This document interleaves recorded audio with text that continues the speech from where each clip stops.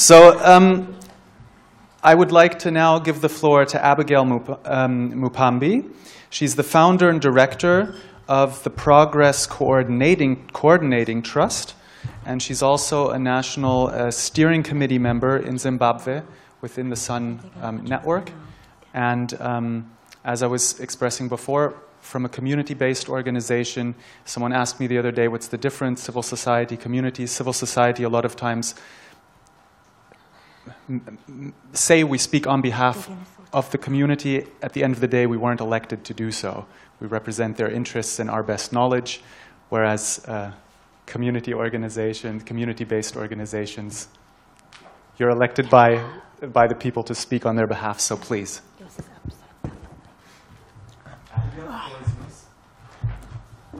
Okay, but I think I'm a bit short.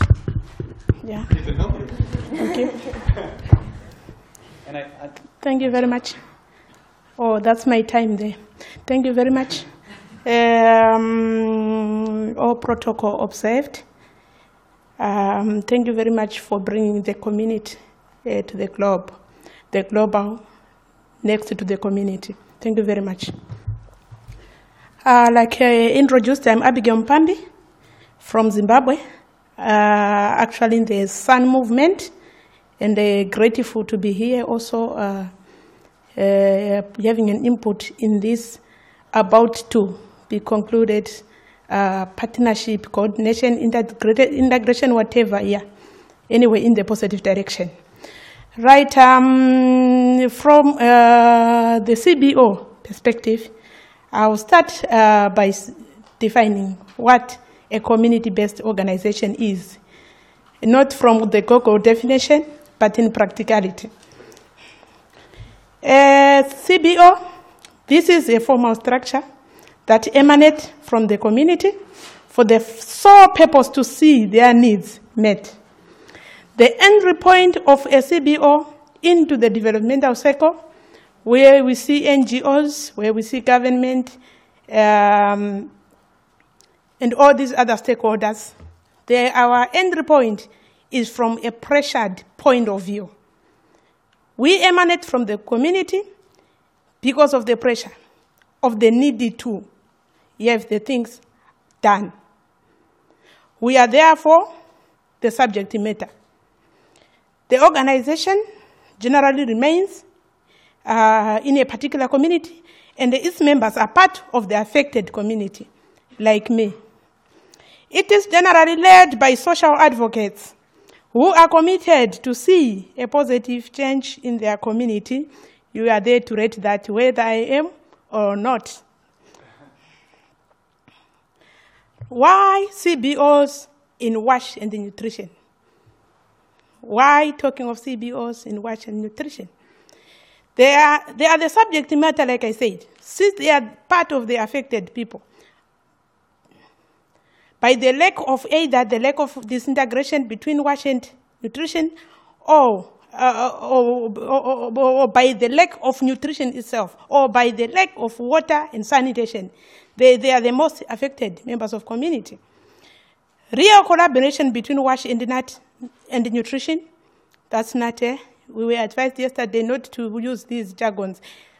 Real collaboration between WASH and nutrition, if it is to happen, it happens at grassroots level. Why CBOs? To have their buy-in, the buy-in of the affected people at strategy formulation level for easy and coherent implementation. CBOs are better positioned to tailor-make, interpret, approach, and or influence uptake of any commitments done in the WASH and nutrition integration. Whatever commitments that might come up, like now, 5 days down the line, by next week, the CBOs in Zimbabwe, they will be knowing exactly what has happened here. Instead of looking for funds to start to do programming, how do we go to the communities, all that long chain. So we are saying they are, and we are better positioned to tailor-make, and probably the local language quickly, and share the commitments. Why include the affected people in the solution matrix? WASH versus nutrition. Already I am seeing a solution matrix on how can we work together. Why including the affected people through the CBOs? This is actually a way to justify and promote the sense of ownership of processes by the members of the affected communities. This, however, promotes morale and a sense of seriousness and a collective focus on the results from all stakeholders. You imagine if you are part and parcel of a process, you feel it's yours. You feel its failure is your failure. So it really promotes such. This makes WASH and nutrition a community on the agenda, thereby transferring sustainability responsibility to the people. CBO's role in integrating WASH and the nutrition.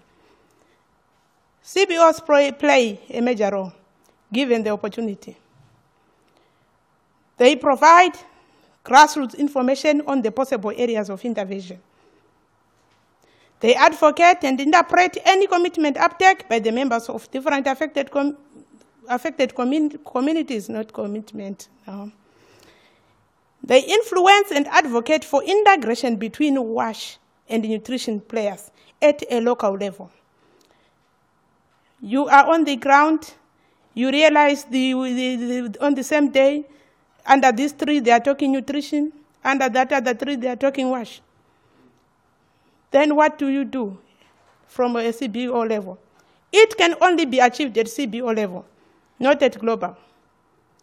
To say, no, we think this is the way to go. According to the Bonn WASH Nutrition Forum of 2015, it was recommended that, and the commitments were so much, then it's already at implementation.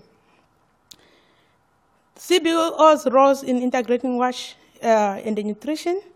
They also play, they monitor the daily progress of the programs, and they give immediate feedback to the apex bodies, which is key for evaluation at all levels. Many thanks to these other two counterparts here. Actually, we are the apex bodies particles. Agreed? I doubt if you argue. We are the apex bodies themselves at local level. We form these apex bodies. We are the voice, which of course they foster going forward. Many thanks to my network for bringing me here, the Sun Movement. Very soon I will be part of Susanna.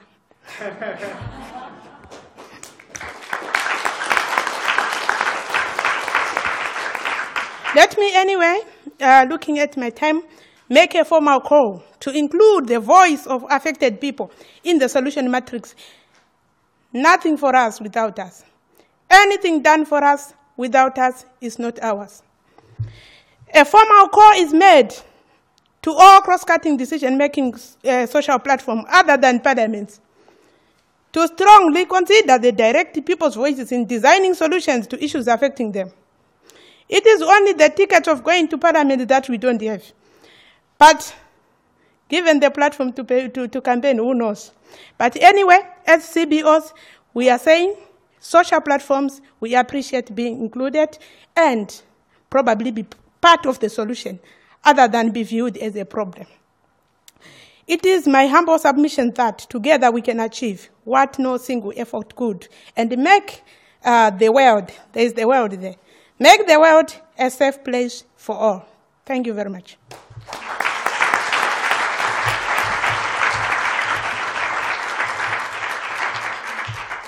Thank you very much, Abigale. Thank you for that intervention. Thank you for your passion. Thank you for approaching me before and saying, where is our voice? And I hope you appreciate, with time constraints, we made it possible, and I think you were heard. And I'm very happy to these colleagues for cutting some of that time. And I'm thankful for the donors who come next for cutting 5 minutes of their time also. But I think it was definitely worth the intervention, and I can only say I have learned. Yeah? Preparing something like this in the future, there needs to be that outreach. So thank you very much for this. I will, with regard to time, I will take 2 questions, because I do want to have this panel that has now dedicated some of that time to answer to questions if there are any. Please, Uli. Yes, this is a question to Megan. In the website, the WashWatch website, I've just had a look upon it, and it looks to me as if you're using JMP data. That means you also talk about improved access. Now, for advocacy reasons, we, I think, all now know by now that many people that are counted as having access, improved access, they're actually having access to fecally contaminated water, and thereby, especially with regard to nutrition, are not reaping the benefit that were expected by improving access. They may save time and so on, but the other benefit, but the nutrition benefits would not be there. Now, if you use these JMP data, you underestimate the problem on the water side. Wouldn't it, for campaigning benefits, be better to use estimates? I mean, probably you did this because there are no exact comparable other data, but wouldn't it be better to use estimates, and then if protests arise, this opens the ground for discussion. If you say, we estimate that in Benin, maybe only 45% of the people have access to safe drinking water, and they say, why? The JMP says it's 78, then this can open the discussion and maybe be more useful in campaigning than using figures that we know are too positive. And one second question from Josephine. Yeah, to both colleagues here, in terms of all these initiatives and the coordinating bodies and the network, in nutrition we are kind of struggling with that at the moment, trying to get everything linked together. My question to the colleague is, how does it link, like the various initiatives in a coordinated structure? Then the second question is for the colleague who presented the generation nutrition. What's the link between what you do in terms of all this campaign and so on, and SAN, and also in nutrition terms, how should that coordinated structure look like? Thank you.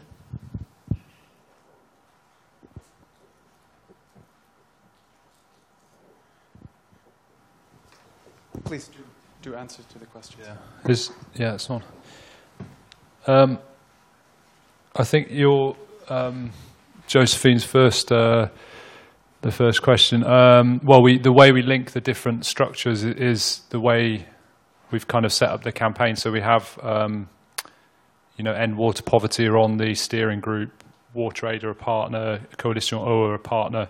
So we've taken a multi-sectoral approach to building up the campaign, and so we, like I said before, with nutrition, it's like a classic multi-sectoral issue. So you have to go for that approach really to have an impact, I would say. But I think we're looking to strengthen the different, maybe the engagement of different sectors. I'd like to see more food security and agricultural specialists coming on board. So that's one thing we're looking to develop further. And then, we have good links with SUN. So many of our partners, the campaign partners, are in SUN and are heavily involved in the different meetings and the different networks, particularly the civil society network. And then at the national level, where we start campaigning work, we ensure that we're coordinating properly with the SUN Civil Society Alliance in that country, and so our campaign groups tend to be a bit smaller than the civil society alliances, and obviously we're focusing on a very specific issue, which is stopping child deaths from undernutrition. We try and always ensure there's a good link up at the country level. Yeah. Okay, thank you. And you want to answer to the question that Ulrike asked? Thanks very much. So to answer two ways to the WashWatch question, WashWatch is set up initially by WaterAid, but it's now sort of grown into a life by itself, and it uses a combination of data, so it's not just JMP, there's glass and so on as well. There's also an entire section, due to time I didn't get to go into, which has a section where civil society can input data themselves. So it could be national level surveys and things like that. It could be resources like advocacy reports and so on. So it's a lot more nuanced and sort of trying to capture a realistic picture, which is why it's such a useful tool, because civil society themselves can input on it. And the second thing is that's why we're using it in our country briefings, is that we're saying this is the official statistics, but the reality on the ground is very far from that. So in some situations like Ghana, they have over 90%, if I can remember offhand, in terms of statistics, but the reality on the ground, particularly for the vulnerable and most marginalized, is completely different, where people are paying exorbitant amounts of money for sort of irregular water and so on.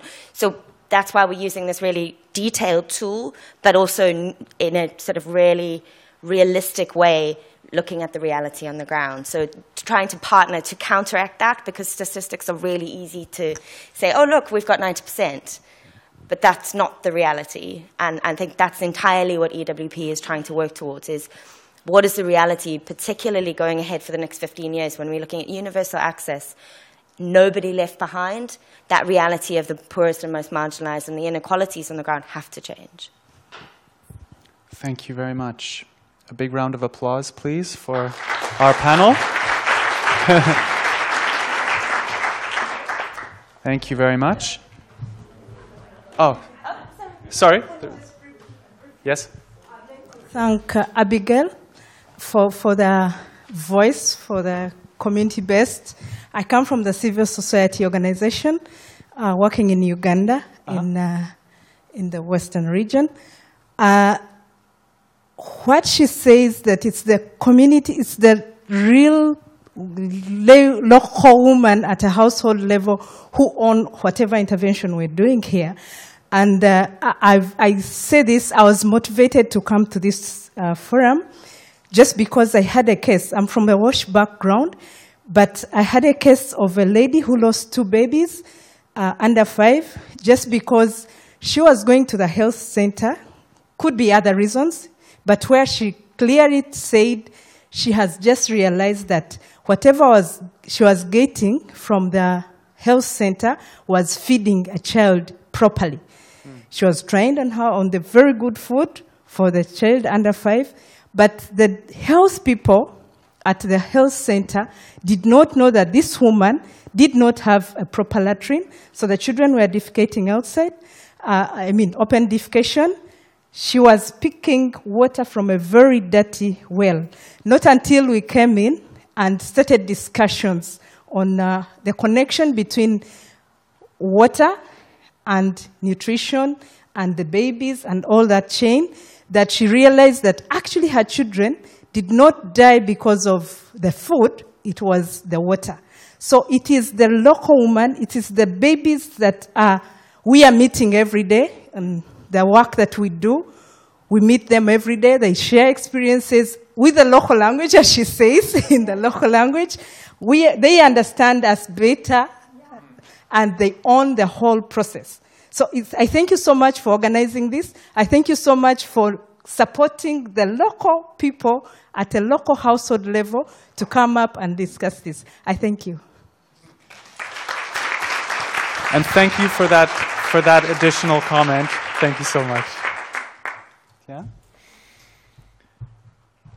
And I think the statement that you made, that the quickest uptake of sort of things that we discuss to actually put it into action on the ground can be done by the communities themselves. So thank you very much for that.